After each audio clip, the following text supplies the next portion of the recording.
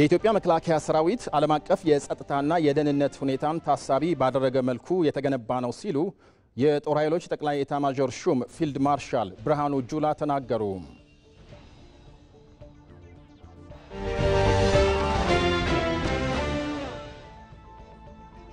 የኢትዮጵያ እስልምና ጉዳዮች ጠቅላይ ምክር ቤት በአዋጅ ተቋቁሞ ህጋዊ ሰውነት ካገኘ ወዲህ የህዝበ ሙስሊሙን ፍላጎት የሚያሟሉ ግዙፍ የልማት ስራዎች እያከናወነ መሆኑን ገለጸ።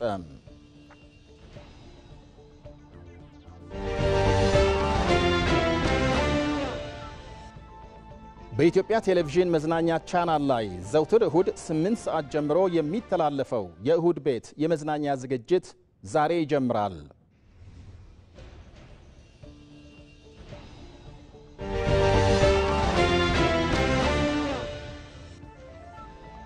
የአሜሪካ የጦር አውሮፕላኖች በኢራን የኒኩሌር ጣቢያዎች ላይ ድብደባ ፈጸሙ።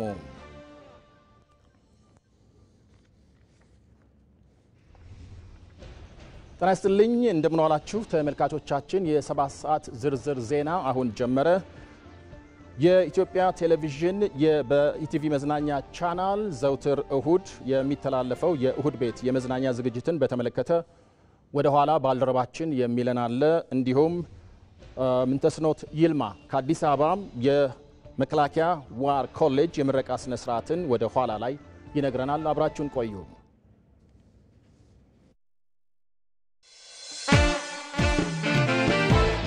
ግዙፍ ሐሳብ የፈጠረው ታላቅ ትርኢት እሁድ ቤት በጣም ደስ የሚላችሁ ፕሮግራም ነው የሚሆነው። እማማ ክትፎ ባላለሁ የትም ቦታ ሙሉ ዓለም ታደሰ፣ ሚካኤል ታምሬ፣ መሐመድ ካሳ፣ ሀያት ፈንታው፣ ማሮ ኦባንግና ዮሴፍ ከበደ በእሁድ ቤት አንድ ቤተሰብ ሆነው በህብረት ደምቀዋል። ወደ ልጅነት እየመለሰኝ ነበረ። የቤተሰብ ሾው ከመላ ቤተሰብ ጋር ሰብሰብ ብሎ የሚካፈሉት ታላቅ የጥበብ ድግስ ከእሁድ ቤት እልፍኝ። እሺ ተመልካቾች እናንተ ፈረዱ።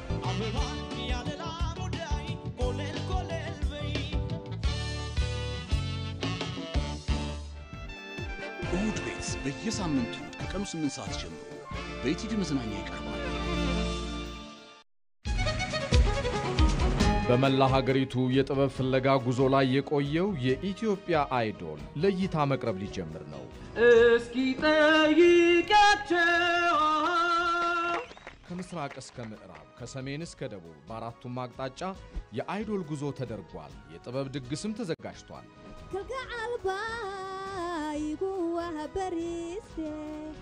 ከመላ ሀገሪቱ በህብረ ቀለማት የደመቀ የሙዚቃ ባለተሰጦች መድረክ ለጥበብ አፍቃሪያን መቅረብ ይጀምራል።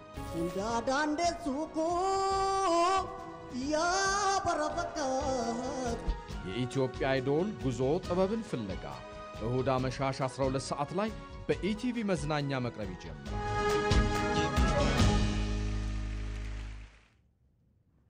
ተመልካቾቻችን ቀደም ብለን እንደገለጽነው በኢትዮጵያ ቴሌቪዥን የመዝናኛ ቻናል ላይ ዘውትር እሁድ 8 ሰዓት ጀምሮ የሚተላለፈው የእሁድ ቤት የመዝናኛ ዝግጅት ዛሬ ይጀምራል። የእሁድ ቤት ዛሬ በኢቲቪ መዝናኛ ቻናል ላይ በኢቢሲ የዶት ስትሪም ሁሉም አማራጮች ከ8 ሰዓት ጀምሮ ይተላለፋል። በተመሳሳይ ኢቢሲ ወደ ይዘት ብሎ የጀመረው ማሻሻያ አካል የሆነው ሌላኛው የመዝናኛ ዝግጅት የኢትዮጵያን አይዶል ዛሬ ምሽት ከ12 ሰዓት ጀምሮ ይተላለፋል። ዝግጅቱ በኢትዮጵያ ቴሌቪዥን መዝናኛ ቻናል እና በኢቢሲ ዶት ስትሪም አማራጮች ወደ እናንተ ይደርሳል። ጠቅላይ ሚኒስትር አብይ አህመድ ከመላው ኢትዮጵያ ከተወጣጡ የጤና ባለሙያዎች ጋር ያካሄዱትን ውይይት ዛሬ ምሽት ሰኔ 15 በተለያዩ የመገናኛ ብዙሃን ከምሽቱ 2 ሰዓት ተኩል ጀምሮ እንድትከታተሉ እንጋብዛለን።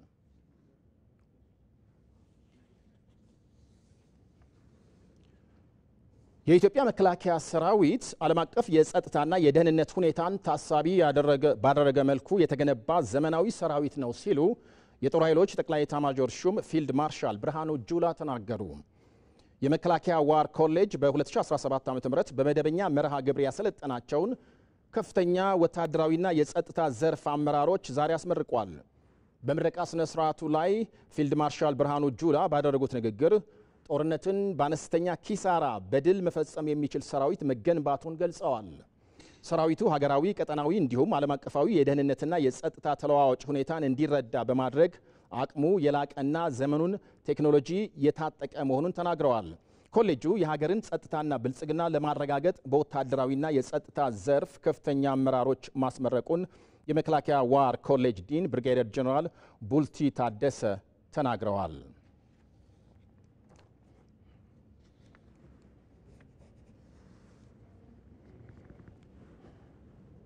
በዚህ ጉዳይ ላይ ተጨማሪ ማብራሪያ ሊሰጠን ባልደረባችን ምንተስኖት ይልማ ቀጥታ መስመር ላይ ይገኛል። ምንተስኖት እንደምን ዋልክ? የምረቃ ስነ ስርዓቱ ምን ይመስላል በአጠቃላይ? አመሰግናለሁ በላይ። አንተም እንደገለጽከው የመከላከያ ዋር ኮሌጅ በ2017 ዓመተ ምህረት በመደበኛ ፕሮግራሙ ያሰለጠናቸውን የመከላከያና የጸጥታ ዘርፍ አመራሮችን ነው ዛሬ ያስመረቀው። በምረቃ መርሃ ግብሩ ላይ የኢፌዴሪ ጦር ኃይሎች ጠቅላይ ኤታማዦር ሹም ፊልድ ማርሻል ብርሃኑ ጁላን ጨምሮ አምባሳደሮች፣ ወታደራዊ አታሺዎችና ልዩ ልዩ ኃላፊዎች ታድመው ነበር። እንግዲህ ፊልድ ማርሻል ብርሃኑ ጁላ እንደተናገሩት የተሰጠው የስትራቴጂክ ስልጠና ሀገራዊና አካባቢያዊ ነባራዊ ሁኔታን መገንዘብ መተንተንና ለፖሊሲ ግብዓት ማዋል የሚችሉ አመራሮችን ማፍራት ዓላማው ያደረገ መሆኑን ተናግረዋል። ከዛ በተጨማሪ የኢትዮጵያ መከላከያ ሰራዊት ዓለም አቀፍ ሁኔታን መገንዘብ የሚችል የትኛውንም አይነት ጦርነት ማስቀረት የሚችል ከዛ በተጨማሪ ጦርነት ማስቀረት ብቻ ሳይሆን ጦርነት ከተጀመረ በአነስተኛ ኪሳራ መቋቋም የሚችል ግዳጁን መፈጸም የሚችል ሰራዊት መገንባቱን ፊልድ ማርሻል ብርሃኑ ጁላ ተናግረዋል። ይህንን መሰረት ባደረገ መልኩ ሲሰጥ የነበረው ለተከታታይ ጊዜያት ሲሰጥ የነበረው ስልጠና ነው ዛሬ ተጠናቆ የተመረቁት ማለት ነው። የኮሌጁ የዋር ኮሌጁ ዲን እንደዚሁ ሀሳባቸውን ሰጥተዋል። ብርጋዴር ጀነራል ቡልቲ ታደሰ በበኩላቸው የዋር ኮሌጁ ተከታታይ ስልጠናዎችን በመስጠት የሰራዊቱን የአቅም መገንባት ስራን እያከናወነ መሆኑን ተናግረዋል። በስልጠናው የሚሰጠው በረጅም ጊዜ በመደበኛነት የሚሰጡ ስልጠናዎች አሉ። በአጭር ጊዜም የሚሰጥ ስልጠና አለ። ከዛ በተጨማሪ ደግሞ በኦንላይን ወይንም በሞባይል ስልጠና በተንቀሳቃሽ ስልጠና እንደዚሁ የሰራዊቱን የማድረግ የመከወን አቅምን የማሳደግ ፕሮፌሽናል ሰራዊትን የመገንባት ሂደቱን የሚረዳ ስልጠና ዋር ኮሌጁ ሲሰጥ እንደነበረ ገልጸው ይህንንም ፕሮፌሽናል ሰራዊት ወይንም ዘመናዊ ሰራዊት የመገንባት ሂደትን አጠናክረው እንደሚቀጥሉ ነው የተናገሩት። በአገር ውስጥ ያሉ የሰላም ሁኔታዎችን መገምገም የሚችል የአፍሪካ ቀንድ ሁኔታን መገምገም የሚችል ከዛ ባለፈ ደግሞ ዓለም አቀፍ ሁኔታን እንደዚሁ መገምገም የሚችል መተንተን የሚችል ከዛ ለፖሊሲ ግብዓት ማዋል የሚችል ሰራዊት ተገንብቷል ብለዋል። እንግዲህ የመከላከያ ዋር ኮሌጅ ዲን እንግዲህ የምረቃ ስነ ስርዓቱ ከፍተኛ የማዕረግ ተሸላሚዎችን በመሸለምና ልዩ ልዩ ተሸላሚዎችን እንደዚሁ ሰርቲፊኬት በመስጠት ዲፕሎማ በመስጠት ተጠናቋል ማለት ነው። የስልጠናው መገባደጃ ላይ የኢፌዴሪ ጦር ኃይሎች ጠቅላይ ኤታማዦር ሹም ብርሃኑ ጁላን ጨምሮ ከፍተኛ የመከላከያ አመራሮች በዚህ በዋር ኮሌጁ ግቢ ውስጥ ችግኝ የመትከል መርሃ ግብርንም እንደዚሁ አከናውነዋል። ችግኝ የመትከል መርሃ ግብር ተከናውኗል። ሌሎች መረጃዎችን ደግሞ በማታው የዜና ወጃችን አካተን የምንመለስ ነው የሚሆነው። ለጊዜው ያለኝ መረጃ ይህንን ይመስላል። መልካም ምንተስኖት፣ አመሰግናለሁ።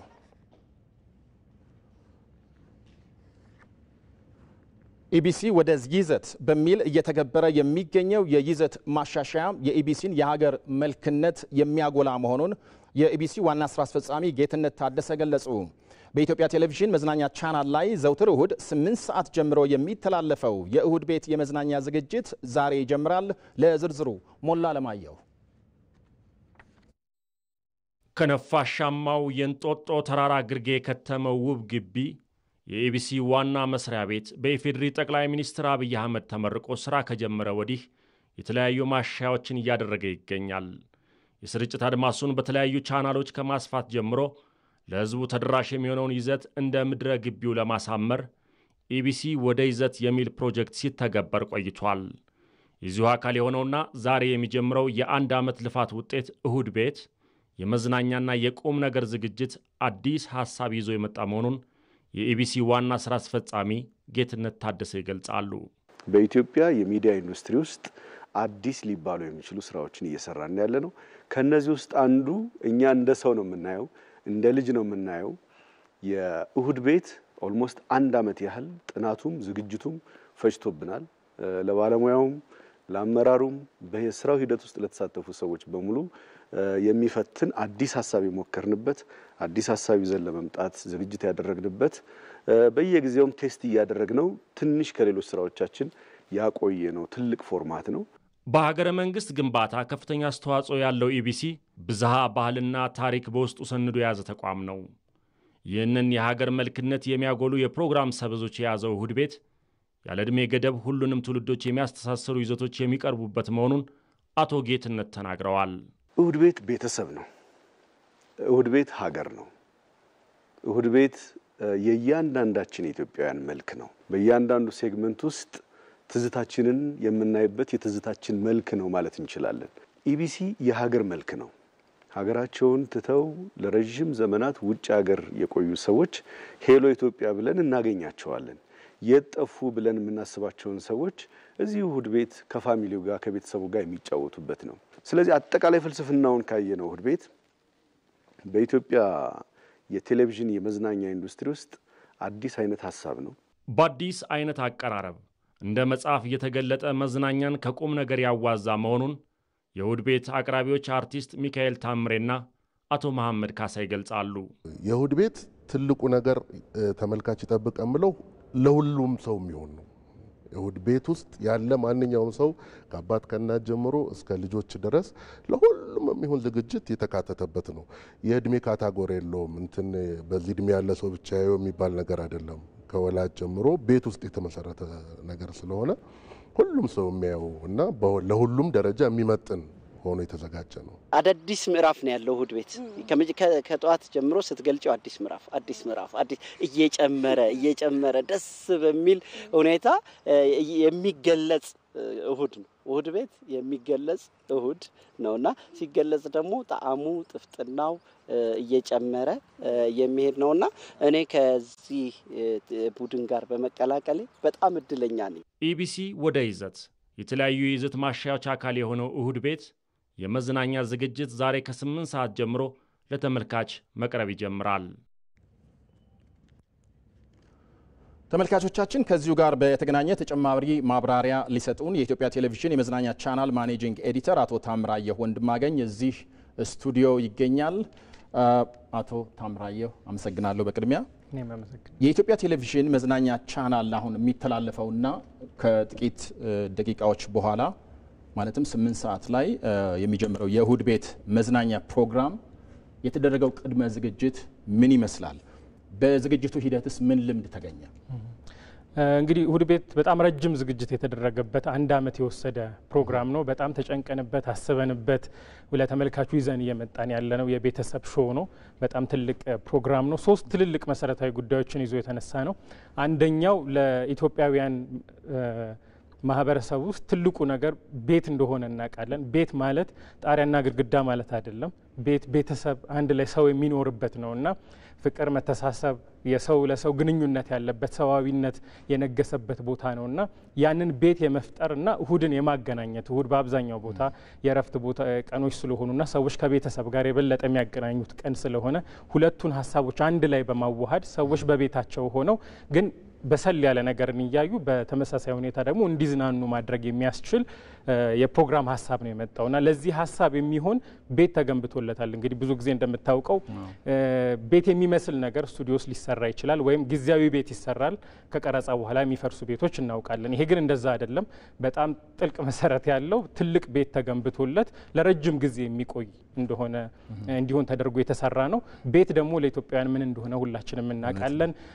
ትዝታም ውርስም ያለው ሀሳብ ነውና ከትውልድ ወደ ትውልድ የሚሸጋገርም ሀሳብ ያለበት እንደሆነ ይታወቃልና እዛ ቤት ውስጥ ብዙዎች መጥተው እንዲሰባሰቡና አንድ ቤተሰብ ለመፍጠር የተለያዩ ሰዎች ናቸው። ከዚህ በፊት ላይ ተዋወቁ ይችላሉ፣ ግን መጥተው አንድ ቤተሰብን እየፈጠሩ ይሄዳሉ።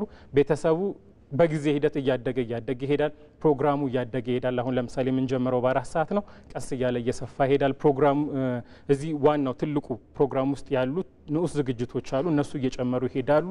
የቤተሰቡን መጠን እየጨመረ ይሄዳልና በሀሳብም በቁጥርም እየበዛ የሚሄድ ፕሮግራም ነው።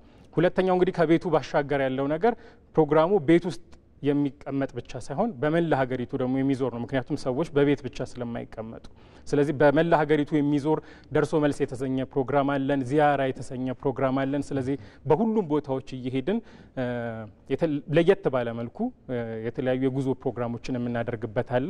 ሌላው እኛ ወደ እነሱ ብቻ ሳይሆን ወደ ተመልካቾች ወይም ወደ ህዝቡ ብቻ ሳይሆን ማንም ሰው እሁድ ቤት መምጣት ከፈለገ ቤት ለእንግዳ ብለን የምንቀበልበት አንድ ፕሮግራም አለን፣ ቤት ለእንግዳ የሚባል። ሌላ ጊዜ ሰዎች ተጋብዘው ሊመጡ ይችላሉ። የዚህ ፕሮግራም ልዩ ሁኔታ ግን ልጎበኛችሁ ፈልጋለሁ ላይ ፈልጋለሁ እሁድ ቤትን ላለ ቢመጣ ቤት ለእንግዳ ብለን የምናስተናግድበት አለ። አሁን ደግሞ ባለው ቴክኖሎጂ በሚፈቅድልን ሁኔታ በሀገር ውስጥ ብቻ ሳይሆን ወደ ውጭ ሀገር ደግሞ ተሻግረን ሄሎ ኢትዮጵያ ብለን የውጭዎችን ደግሞ የምናመጣበት የምንነጋገርበት በቪዲዮ ኮል ሄሎ ኢትዮጵያ የተሰኘ ፕሮግራም አለ። ስለዚህ ሰፋ ባለ ሁኔታ ተመልካቹን እያሳተፈ ተመልካች እንደውም አንልም፣ እኛ ቤተሰብ ነው የምንለው። ውስጥም ያለው ቤተሰብ ነው፣ ውጭም ያለው ሰው እንዲመለከት ብቻ ሳይሆን እንዲሳተፍ፣ ሲፈልግ እንዲመጣ፣ እንድንጠያየቅና አንድ ትልቅ ቤተሰብን የመፍጠር ዓላማ ይዞ እየተዘጋጀ ያለ ፕሮግራም ነው። በአይነቱም በይዘቱም በአቀራረቡም ለየት ያለ ሁኔታ ለየት ያለ ነገርን ይዘን እየመጣንበት ያለ ትልቅ የቴሌቪዥን ሾው ነው። ጥሩ ነው በጣም። አሁን ይሄ እሁድ ቤትን ወደ ተመልካቾች ለማድረስ ሲደረግ በነበረው ዝግጅት ሂደት አለ። አሁን ለምሳሌ በመዝናኛው ዘርፍ አሁን ሰብሮ ለመውጣት ምንድን ነው አሁን ቅድም የገለጽካቸው አሉ እንደው በአጠቃላይ እንግዲህ የኛ ዋናው ዓላማ እንደ ብሔራዊ ጣቢያነታችን ኃላፊነት አለብን። በኃላፊነት ውስጥ ሆነን ነው መዝናኛን የምንሰራው። ስለዚህ ሁለቱንም ያማከለ ቁም ነገርም ያለው የሚያንጽ የሚያስተምር ደግሞ ለቤተሰብ ስለሆነ የምንሰራው እና ሀገር የሚሰራውን ቤተሰብ ላይ ስለሆነ ጥንቃቄ የሚፈልግ ጉዳይ ነው። በተመሳሳይ ሁኔታ ደግሞ ዘና ያለ አቀራረብን ማድረግ ይጠበቅብናል። ስለዚህ ሁሉንም ያማከለ በእድሜ፣ በጾታ፣ በአካባቢ፣ በባህል ብዙ ስብጥሮችን ያሉበትን ነገር ለማድረግ እንሞክራለን። እሱን ስብጥር ለማድረግ እንሞክራለን። ቤተሰቡ ቅድም እንዳልኩ እያደገ እንዲሄድ ስለምናስብ በዛ እድገት ውስጥ ተመልካቹም እዚህ ያለው ማዘጋጅም አቅራቢዎቹም አንድ ላይ እኩል እያደገን እየሰፋን የምንሄድበት አይነት ፕሮግራም ነው የታሰበውና ሌላ ጊዜ አንድ ሰው ወይ ሁለት ሰው ያቀርበው ነበር። አሁን ምን ጀምረው በትንሹ በሰባት አቅራቢዎች ነው፣ ግን ቁጥሩ ከዛም በላይ እየጨመረ የሚሄድ ነው። ብዙ ትምህርት ያገኘንበት የተለያዩ አይነት የአቀራረብም የይዘትም ከኋላ ያሉ አሰራሮችን የሞከርንበት ፕሮግራም ነው። ተመልካቾች እንደሚወዱት እርግጠኛ ነኝ። ኢትዮጵያ አይዶልስ ዛሬ ይጀምራል አይደል? ልክ ነው። የኢትዮጵያ አይዶል ልክ በተመሳሳይ ሁኔታ ከእሁድ ቤት ጎን ለጎን ዝግጅት ሲደረግበት የቆየ ፕሮግራም ነው። የኢትዮጵያ አይዶል በጣም ከፍተኛ በሆነ ሁኔታ በመላ ሀገሪቱ ነው ጉዞ ሲደረግ የነበረው። በሁሉም የሀገሪቱ አቅጣጫዎች እንደርሳለን፣ በሁሉም ክልሎች እንደርሳለን ብለን ነው አቅደን የጀመር ነው። በጣም በተሳካ ሁኔታ በአጭር ጊዜ ውስጥ አሁን 2 ከተሞች ብቻ ናቸው ከዚህ በኋላ የሚቀሩን። በአብዛኛው ቦታዎች ላይ መጓዝ ችለናል። በጣም ጫፍ የሚባሉ አካባቢዎችን ጭምር ሄደናል። በአራቱም አቅጣጫዎች ተጉዘናል። በጣም በሚያስገርም ሁኔታ ከጠበቅነው ሰው በላይ ተሳታፊዎች ነበሩ። በከተሞች የሰው አቀባበል በጣም ጥሩ ነበረና የፕሮግራሙ ዋና ዓላማ በማዕከል ያለውን ተሳትፎ ወደ መላው ሀገሪቱ ማስፋትና እድሉን በሁሉም በር ላይ ማድረስ ነው። የኢትዮጵያ ብሮድካስቲንግ ኮርፖሬሽን ቴሌቪዥንና ሬዲዮ ከፍቶ ሰዎች በሞገድ የሚያገኙት ብቻ ሳይሆን በአካል ደግሞ የሚዳስሱበት የሚሳተፉበትም እንዲሆን ነው ዓላማውና በዛ ውስጥ ያን ማድረግ ችለናል። ከዚህ በተጨማሪ የባህል ስብጥርን ማሳየት፣ ምክንያቱም በሁሉም ቦታዎች ላይ ስንሄድ በእያንዳንዱ ቦታዎች ላይ የምናየው አንድ የሆነ ኢትዮጵያዊ ባህል አለ። በተመሳሳይ ደግሞ ብዙ አይነት ደግሞ በየቦታው ራሱን የሚመስል የራሱ ቀለም ያለው ጉዳይ አለና ያን ህብረ ቀለም አንድ መድረክ ላይ የሚያመጣ ነው። ስለዚህ ኢትዮጵያን የሚመስል ሾው እንሰራለን ብለን ነው የምናስበው። አሁን ከመላ ሀገሪቱ የሚሰበሰቡ ባለተሰጦች እዚህ ደግሞ ማዕከል ላይ ይመጡና ስልጠና ይወስዳሉ። አንድ ላይ ደግሞ ሆነው ይወዳደራሉ። በአንድ ላይ ደግሞ አንድ ስራ እንዲሰሩ መጨረሻ ላይ እድል ተመቻችቷል። ስለዚህ ማዝናናት ብቻ ሳይሆን በጋራ ደግሞ አንድ ትልቅ ሀገራዊ ፕሮጀክት የምንሰራበትም ፕሮግራማችን ነው የሚሆነው። መልካም ታምራየሁ። እንግዲህ ተመልካቾቻችን 8 ሰዓት ላይ የእሁድ ቤት ይጠብቃችኋል። አመሰግናለሁ። አመሰግናለሁ። ግዙፍ ሀሳብ የፈጠረው ታላቅ ትርኢት እሁድ ቤት በጣም ደስ የሚላችሁ ፕሮግራም ነው የሚሆነው። እማማ ክትፎ እባላለሁ የትም ቦታ። ሙሉ ዓለም ታደሰ፣ ሚካኤል ታምሬ፣ መሐመድ ካሳ፣ ሀያት ፈንታው፣ ማሮ ኦባንግና ዮሴፍ ከበደ በእሁድ ቤት አንድ ቤተሰብ ሆነው በህብረት ደምቀዋል። ወደ ልጅነት እየመለሰኝ ነበረ።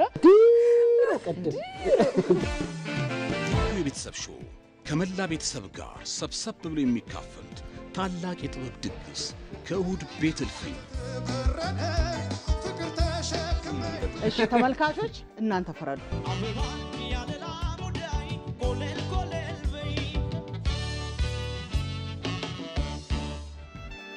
እሁድ ቤት በየሳምንቱ ከቀኑ 8 ሰዓት ጀምሮ በኢቲቪ መዝናኛ ይቀርባል። ተመልካቾቻችን በኢትዮጵያ ቴሌቪዥን መዝናኛ ቻናል ላይ ዘውትር እሁድ 8 ሰዓት ጀምሮ የሚተላለፈው የእሁድ ቤት የመዝናኛ ዝግጅት ዛሬ ይጀምራል። የእሁድ ቤት ዛሬ በኢቲቪ መዝናኛ ቻናል እና በኢቢሲ የዶት ስትሪም ሁሉም አማራጮች ከ8 ሰዓት ጀምሮ ይተላለፋል።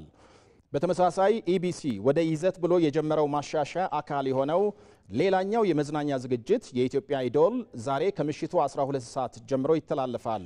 ዝግጅቱ በኢትዮጵያ ቴሌቪዥን መዝናኛ ቻናል እና በኢቢሲ ዶት ስትሪም አማራጮች ወደ እናንተ ይደርሳል። የኢትዮጵያ እስልምና ጉዳዮች ጠቅላይ ምክር ቤት በአዋጅ ተቋቁሞ ሕጋዊ ሰውነት ካገኘ ወዲህ የህዝበ ሙስሊሙን ፍላጎት የሚያሟሉ ግዙፍ የልማት ስራዎች እያከናወነ መሆኑን ገለጸ። የጠቅላይ ምክር ቤቱ ፕሬዝዳንትና የኡለማ ጉባኤ ሰብሳቢ ሼህ ሀጂ ኢብራሂም ቱፋ ከኢቲቪ ጋር ባደረጉት ቆይታም ሃይማኖታዊም ሆነ ማህበራዊ ግልጋሎቱን ከፍ አድርጎ ትላልቅ ፕሮጀክቶችን እውን ወደ ማድረግ ተሸጋግሯል ብለዋል። ለዝርዝሩ ሀብታሙ ተክለስላሴ። ከተመሰረተ 50 ዓመት ሆኖታል። የእድሜውን ያህል ህዝበ ሙስሊሙን በሙሉ አቅሙ ለማገልገል ሳይሆንለት በብዙ ተጽዕኖ ያሳለፈው የኢትዮጵያ እስልምና ጉዳዮች ጠቅላይ ምክር ቤት ከኢቲቪ ጋር ቆይታ ያደረጉት የምክር ቤቱ ፕሬዝዳንት ሼህ ሀጂ ኢብራሂም ቱፋ እንዳስቀመጡት መጅሊሱ ቀድሞ የነበረበት ቁመና በቅጡ እንዳያገለግል ያደረገው ነው። ህጋዊ ተቋም አልነበረም። እንደኛ ማንኛውም ኤንጂኦ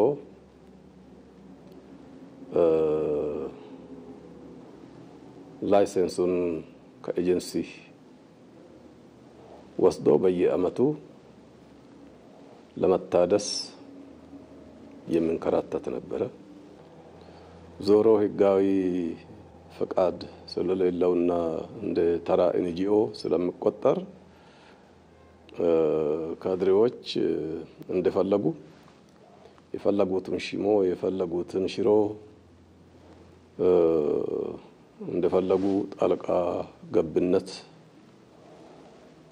የሰፈነበትና የተለያዩ ጫናዎችና ሙስሊሞችን ተከፋፍሎ በማይሆን ስም ተለጣጥፎ እንዲባሉ እንዲናከሱ እንዲበተኑ ዋስትና እንዳይኖራቸው ሲደረግ ነበር።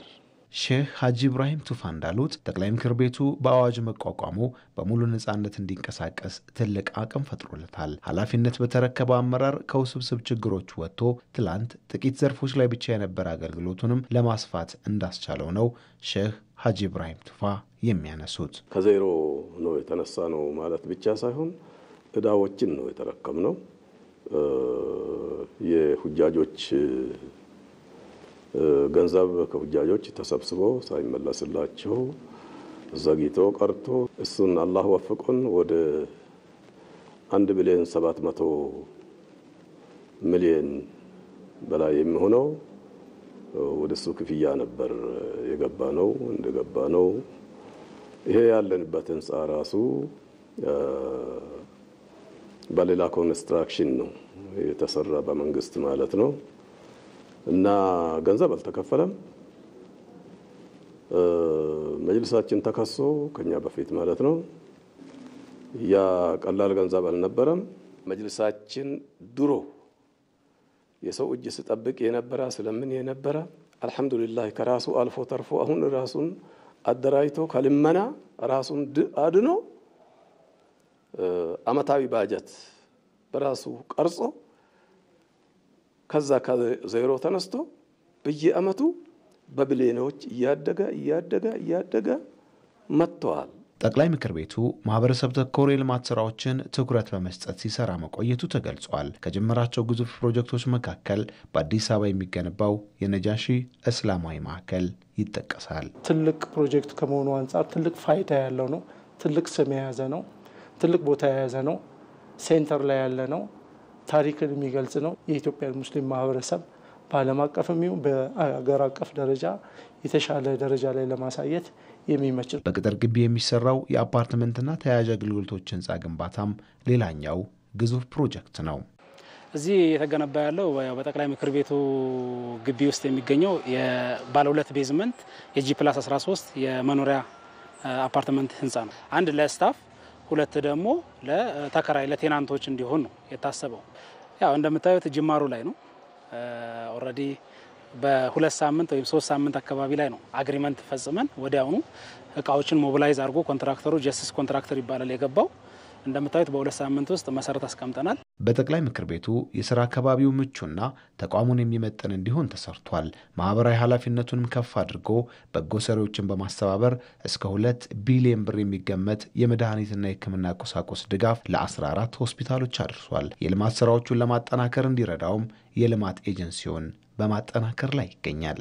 ጠቅላይ ምክር ቤቱ የኢትዮጵያን ግዙፍ ታሪክ ባዘለው በትግራይ ክልል ውቅሮ የታላቁ ነጃሺ መንደር ለመገንባትም ግዙፍ ስራ መጀመሩን ፕሬዝደንቱ ሼህ ሀጂ ኢብራሂም ቱፋ ተናግረዋል። ጠቅላይ ምክር ቤቱ በተሟላ ነጻነት አገልግሎቱን አስፍቶ የህዝበ ሙስሊሙን ፍላጎት እያሟላ ሁለንተናዊ የህዝብ ልማትንም እየደገፈ መቀጠሉን አንስተዋል። ባገኙት እድል ተጠቅመው መስራት የሚችሉና ፈተናዎችን በትዕግስት የሚያልፉ ሰዎች ከስኬት የሚያግዳቸው ምንም የለም ትላለች የጎንደር ከተማ ነዋሪ ሀና ዋለልኝ።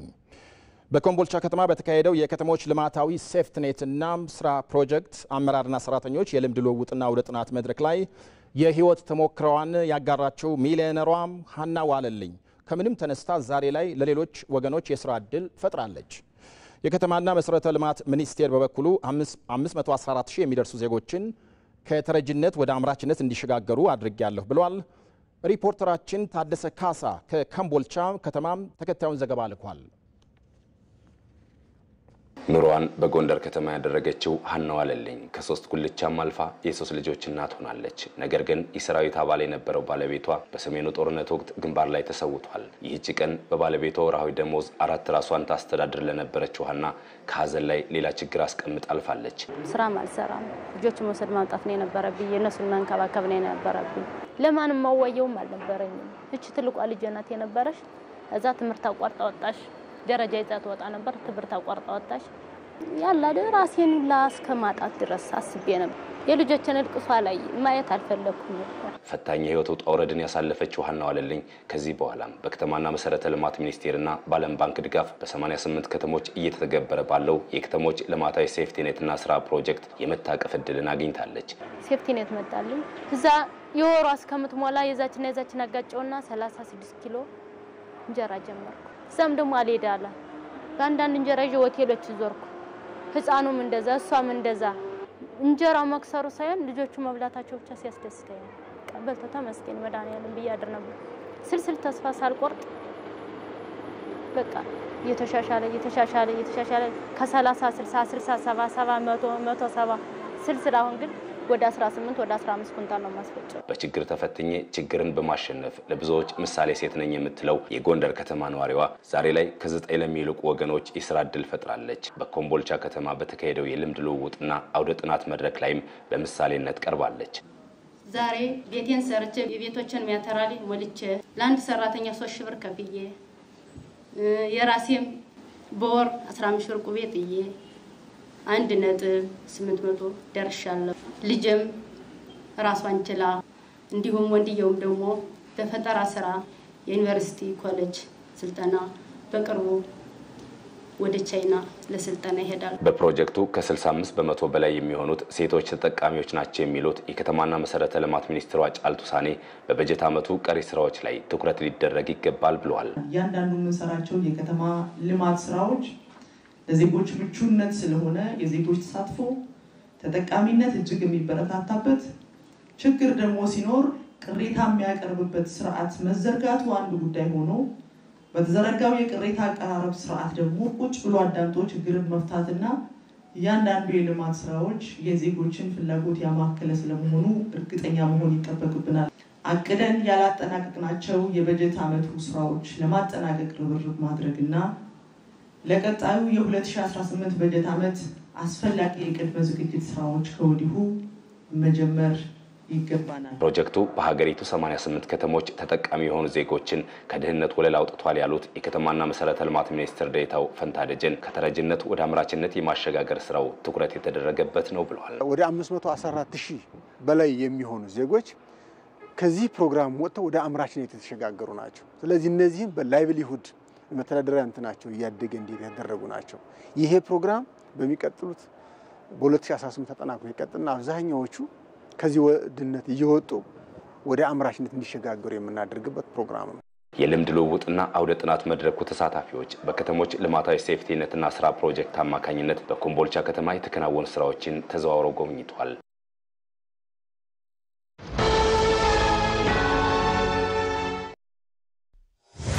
የሚሰራ ሰው ጊዜ አይበቃውም። ስለዚህ ረጅሙን ጉዳይ በዘዴ ያሳጥረዋል። ወራዊ የአገልግሎት ክፍያዎቹን በቀላሉ ሲቢ ብር ፕላስ ያስታውሰዋል። ታታሪዋ ወጣት ቀኑ ይብቃቃላታል። የትምህርት ቤት ክፍያዋን ለመክፈል ሲቢ ብር ፕላስ ፍጥነት ያላብሳታል። የፈጠነ አንድ ጉድ በስራ የተጠመደው ያሳተና የኮንዶሚኒየም ብድር ክፍያውን የሚፈጽመው በሲቢ ብር ፕላስ ነው። ግብር ለመክፈል መውጣት መውረድ ቀረ።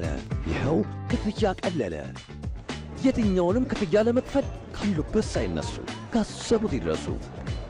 የተሻሻለው የሲቢ ብር ፕላስ መተግበሪያ አዳዲስ ነገሮችን አካቶ ሕይወታችሁን ሊያቀል ካላችሁበት ደርሷል። ሲቢ ብር ባሉበት ሁሉ አለ። የኢትዮጵያ ንግድ ባንክ ሁሌም የሚተማመኑበት ባንክ።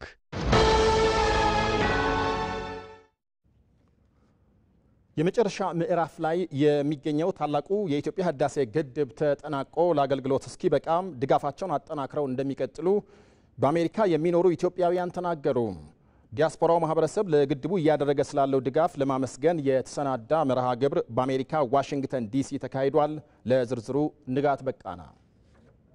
ወደ ፍጻሜ እየተቃረበ ያለውን የታላቁ የኢትዮጵያ ህዳሴ ግድብ ላይ በገንዘብ ድጋፍ የመጨረሻውን አሻራ ለማሳረፍ ያለመ ዝግጅት በኢትዮጵያ ኤምባሲ አስተባባሪነት በዋሽንግተን ዲሲ ተካሂዷል። ለኛ የህዳሴው ግድብ ከግድብነቱ ባሻገር የአንድነታችን ማሳያ ነው ያሉት በግድቡ ግንባታ ሂደት በገንዘብ ድጋፍ የተሳተፉት ኢትዮጵያውያን ግድቡ ለምረቃ ተቃርቦ በማየታችን ደስታችን ወደር የለውም ብለዋል። በጣም ደስ ብሎኛል። አንድ ኢትዮጵያዊነት የሚሰማኝ አባይ ግድብን ከሚድል ኢስት ከዲያስፖራ ያሉትን ኢትዮጵያ ውስጥ ያሉ ሰራተኞች ከደሞዛቸው ተቆርጦ የሰሩት ነገር ስለሆነ እኛም ደግሞ እንዳቅማችን ይሄን ነገር እንደ ሶሻል ኮርፖሬት ሪስፖንሲቢሊቲ ነው ብለን ስላሰብን ተመካክረን ነው ያደረግነውና ደስ ብሎኛል። ከመጀመሪያው ጀምሮ አብሬ ያመንኩበት ነገርና እንዲሳካ አይሳካም ሲባል ይሳካል የሚለው ነገር ላይ ሁላችንም በመተባበር እዚህ ስላደረስን ደስታው የሁላችንም ቢሆን ደግሞ የበለጠ ደስ ብሎኛል። አመሰግናለሁ። ለሀገራችን፣ ለልጆቻችን፣ ለልጅ ልጆቻችን፣ ለወደፊት ትውልዳችን ትልቅ ነገር ነው። ከዛም አልፎ ደግሞ ከአፍሪካ ደግሞ ትልቁ ዳም በመሆኑ ይሄ ራሱ እኮ ለእያንዳንዱ ኢትዮጵያዊ ኩራት ሊሆን የሚገባ የጋራ ሀብታችን ንብረታችን ነው። ፋስት ፔይ ምንድነው ያደረገው?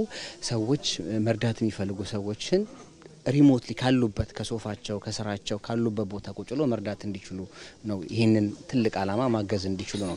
ከአንድ ብር ጀምሮ አሻራቸውን ማሳረፍ ይችላሉ ማለት ነው። ይሄ የሁሉም ኢትዮጵያዊ ፕሮጀክት ነው። መልማት፣ ማደግ ብሎም ከፍታ ላይ መድረስ ለኢትዮጵያ ይገባታል ያሉት በአሜሪካ የኢትዮጵያ አምባሳደር ብናልፍ አንዱዓለም የህዳሴ ግድብን ጨምሮ ዲያስፖራው በሀገራዊ የልማት ስራዎች ላይ ለሚያደርገው ተሳትፎ ምስጋና አቅርበዋል። የዲኤምቪና አካባቢው ነዋሪዎች እስካሁን ያደረጉትን አስተዋጽኦ እሱን ለማመስገን እውቅና ለመስጠት እንደገና ደግሞ አሁን ግድቡ እየተጠናቀቀ ያለበት ምዕራፍ ላይ ስለሆነ ያለ ነው የመጨረሻ አሻራ ማስቀመጫ ልክ ሰዎች ቤት ሰርተው ወደ ቤታቸው ሲገቡ ለምርቃት ሰውን እንደሚጠሩት የህዳሴው ግድብም አሁን እየተጠናቀቀ ነውና ተብሎ የእንኳን ደስ ያላችሁ አይነት ነገር እያደረጉ የሚሄዱበት ምዕራፍ ላይ ነው ያለነው የመጨረሻው ምዕራፍ ላይ። በዚህ ጊዜ ሊያመልጠን አይገባም ይሄ ነገርና አሁንም አሻራችንን እንደገና ማስቀመጥ አለብን። በዕለቱ የተሰበሰበውን $34,802 የቦንድ ግዢ እንዲሁም $122,000 ነፃ የገንዘብ ልገሳን ጨምሮ በተያዘው የ2017 ዓመት ብቻ በዩናይትድ ስቴትስ ከሚገኙ ኢትዮጵያውያን ለታላቁ የኢትዮጵያ ህዳሴ ግድብ ግንባታ $231,174 ገቢ መሆኑን ከኤምባሲው የተገኘው መረጃ ያመለክታል። ንጋት በቃና ዋሽንግተን ዲሲ። ሙክሲና ከድርና መሐሲን ከድር ይባላሉ። መንትያ እህታማቾች ናቸው። ከአሶሳ ዩኒቨርሲቲ ሁለተኛ ዲግሪያቸውን ተቀብለዋል። በተማሩበት የትምህርት መስክ ማህበረሰቡን ለማገልገል መዘጋጀታቸውን ነው ተመራቂዎቹ የገለጹት። ያነጋገራቸው ጀማል አህመድ ነው። ተከታተልን እንመለስ። የአሶሳ ዩኒቨርሲቲ ከ1200 በላይ የተለያዩ ተማሪዎችን አስመርቋል። በተለያዩ መርሃ ግብሮች ማለት ነው። ከነዚህ ተመራቂ ተማሪዎች መካከል ደግሞ ለየት ብለው ያገኘኋቸው መንትዮቹ ሙክሲናና መሐሲን ከድር ይባላሉ። እነሱ ጋር የማደርገውን ቆይታ እንድትከታተሉ እጋብዛለሁ። በቅድሚያ እጅግ በጣም አመሰግናለሁ። እስኪ እንተዋወቅ። መሐሲን ከድር ይባላለሁ። የተመረኩበት ዲፓርትመንት ቢዝነስ ኢኮኖሚክስ ፕሮጀክት ማኔጅመንት ዲፓርትመንት ነው። እኔ በጣም ደስተኛ ነኝ በመመረቄ። እኔ ሙክሲና ከድር ይባላለሁ። ከቢዝነስ ኤንድ ኢኮኖሚክስ ዲፓርትመንት ነው የተመረኩት ከቢዝነስ አድሚኒስትሬሽን ዲፓርትመንት እና አንድ አሶሳ ዩኒቨርሲቲ ጆይን በማድረጌ በጣም እድለኛ ነኝ።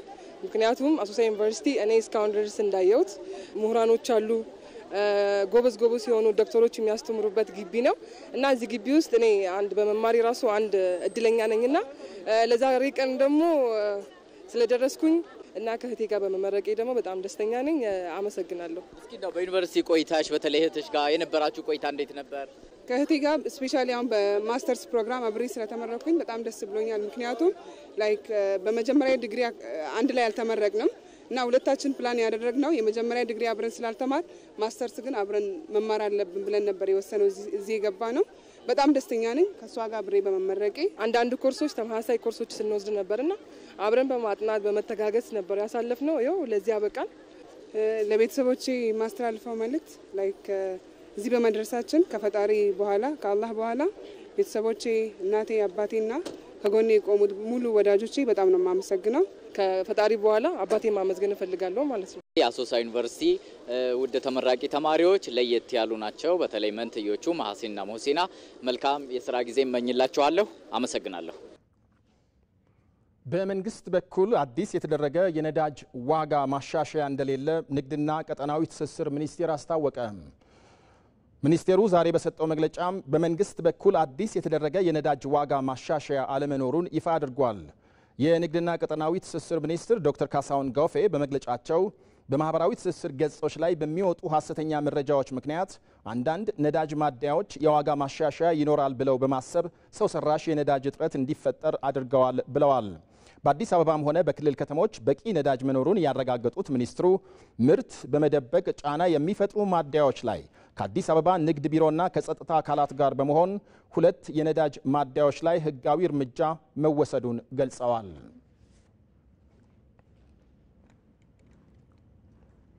ወደ ውጭ ዜና እናልፋለን። የአሜሪካ ጦር አውሮፕላኖች በኢራን 3 የኒኩሌር ማብለያ ጣቢያዎች ላይ ጥቃት ፈጸሙ። ፎርዶ፣ ናታንዝ እና ኢስፋሃን በተባሉት የኒኩሌር ጣቢያዎች ላይ ድብደባ መፈጸሙን ፕሬዝዳንት ዶናልድ ትራምፕ አስታውቀዋል። የተሳካ ዘመቻም አድርገናል ብለዋል ፕሬዝዳንቱ ለህዝባቸው። ትራምፕ የአሜሪካ የጦር አውሮፕላኖች ግዳጃቸውን ጨርሰው በሰላም የኢራንን አየር ክልል ለቀው መውጣታቸውን ተናግረዋል። እስራኤል በኢራን ላይ የምትፈጽመው ጥቃት የቀጠለ ሲሆን ኢራንም አጸፋዊ ምላሽ መስጠቷም ተገልጿል። ፕሬዝዳንት ትራምፕ በኢራን እስራኤል ግጭት አሜሪካ ጣልቃ አልገባችም በማለት ደጋግመው መናገራቸው ይታወሳል። የኢራን ውጭ ጉዳይ ሚኒስትር የአሜሪካ ጣልቃ መግባት የከፋ መዘዝ ያስከትላል ሲሉ አስጠንቅቀዋል። ቢቢሲ እንደዘገበው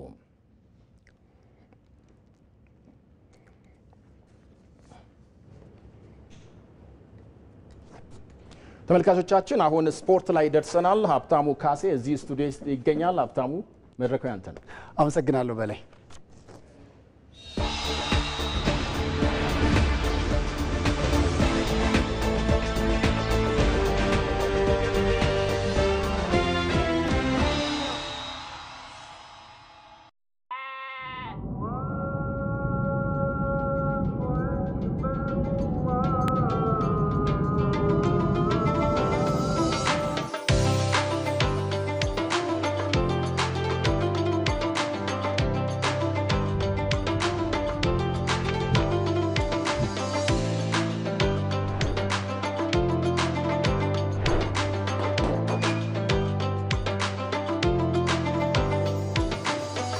ሲንቄ ባንክ ለመላ የእስልምና እምነት ተከታዮች እንኳን ለ1446ኛው የኢድ አል አድሃ በዓል በሰላም አደረሳችሁ እያለ በዓሉ የአብሮነት የመተሳሰብና የደስታ መጋራት እንዲሆንላችሁ መልካም ምኞቱን እየገለጸ ባንካችን ሙሉ በሙሉ የሸሪዓ መሪዎችንና ህግጋትን መሰረት ያደረገውን ሲንቄ ኢህሳን የተሰኘ የተሟላ ከወለድ ነጻ የባንክ አገልግሎታችን እንዲጠቀሙ በአክብሮት ይጋብዛል።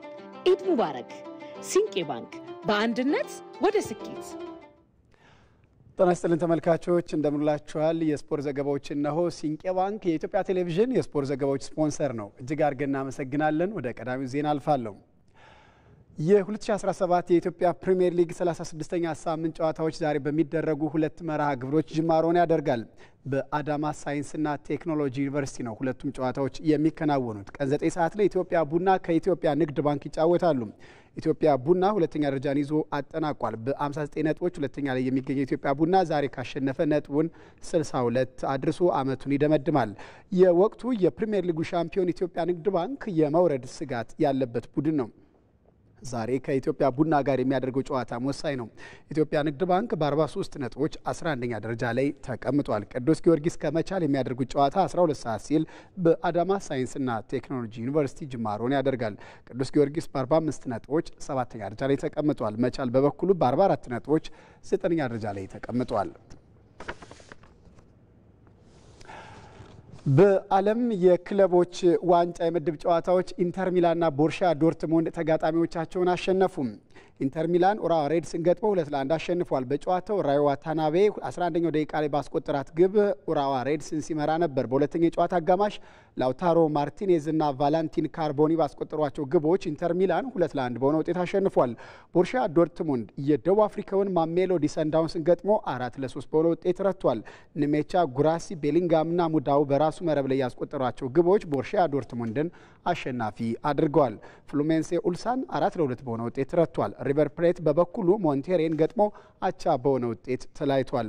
ዛሬ የክለቦች ዓለም ዋንጫ ሲቀጥል ዩቬንቱስ ከዋይዳድ ካዛብላንካ፣ ሪያል ማድሪድ ከፓቹሃ እንደዚሁም ሬድቡል ሳልዝበርግ ከአልሂላል ጨዋታቸውን ያከናውናሉ።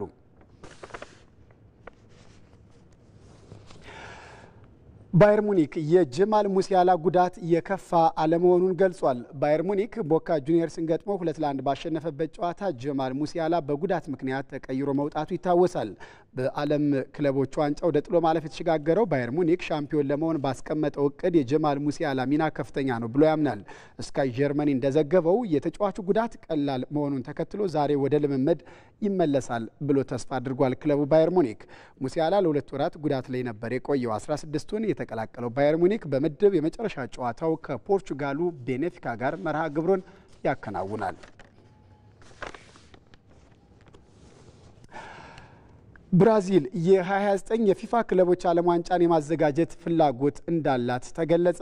የብራዚል እግር ኳስ ኮንፌዴሬሽን እንደገለጸው የኮንፌዴሬሽኑ ፕሬዝዳንት ሳሚር ዣውድ ከፊፋ ፕሬዝዳንት ጂያኒ ኢንፋንቲኖ ጋር ተወያይተዋል። ፕሬዝዳንት ጂያኒ ኢንፋንቲኖ በጉዳዩ ዙሪያ መደሰታቸውም ተገልጿል። ሊሆን የሚችልበት እድልም ሰፊ ነው ተብሏል። እንዲሆንም እንሰራለን ያሉት የብራዚል እግር ኳስ ኮንፌዴሬሽን ፕሬዝዳንት በዩናይትድ ስቴትስ እየተከናወነ ያለው የዘንድሮ የፊፋ ክለቦች ዓለም ዋንጫ ላይ 4 የብራዚል ቡድኖች እየተካፈሉ ነው። ፓልሜራስ፣ ፍላሚንጎ፣ ፍሉሜንሴ እና ቦታፊጎ ከብራዚል የሚሳተፉ ክለቦች ሲሆኑ ውጤታማ ጉዞም በመድረኩ እያደረጉ ይገኛሉ። ከብራዚል በተጨማሪም ቀጣዩን የፊፋ ክለቦች ዓለም ዋንጫን ስፔንም የማዘጋጀት ፍላጎት እንዳላት ተገልጿል።